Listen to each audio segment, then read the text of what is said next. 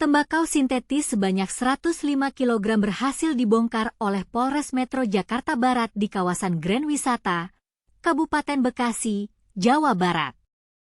Tersangka OS, berusia 29 tahun, ditangkap saat memasak tembakau sintetis.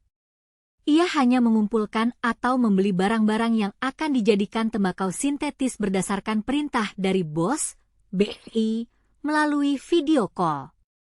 Pertanyaan yang muncul adalah, bagaimana OS dapat terjerat dalam kasus ini? Apakah ia benar-benar tidak tahu bahwa apa yang ia lakukan adalah salah? Lalu, siapa sebenarnya bos BI yang memberikan perintah kepada OS? Menurut Kapolres Metro Jakbar, Kombes Syahdudi, OS hanya mengumpulkan atau membeli barang-barang yang akan dijadikan tembakau sintetis. Ia tidak tahu bahwa apa yang ia lakukan adalah salah. OS hanya mengikuti perintah bos, BI, yang memberikan petunjuk melalui video call. Pertanyaan lainnya adalah, apa yang membuat OS mau melakukan hal ini? Apakah ia terdesak oleh masalah finansial? Benarkah OS hanya menerima 22,5 juta rupiah dari BI, padahal ia dijanjikan 50 juta rupiah?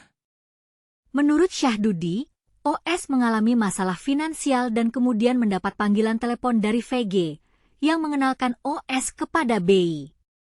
OS dijanjikan akan diberikan upah 50 juta rupiah untuk menjalani home industry pembuatan tembakau sintetis. Namun, OS hanya menerima 22,5 juta rupiah. Pertanyaan yang muncul adalah, siapa sebenarnya VG yang mengenalkan OS kepada BI? Apakah VG juga terlibat dalam kasus ini? Lalu, bagaimana polisi dapat menangkap OS dan membongkar home industry pembuatan tembakau sintetis ini? Menurut Syahdudi, polisi masih mengejar 2 orang dalam daftar pencarian orang, DPO, terkait kasus ini, yakni VG dan BI.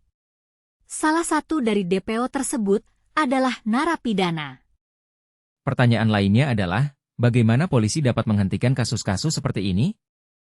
Apakah mereka memiliki strategi khusus untuk menangani kasus-kasus narkotika?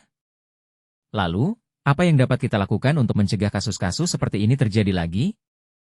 Dalam kasus ini, kita dapat melihat bahwa OS hanya mengikuti perintah bos, BI, tanpa tahu bahwa apa yang ia lakukan adalah salah.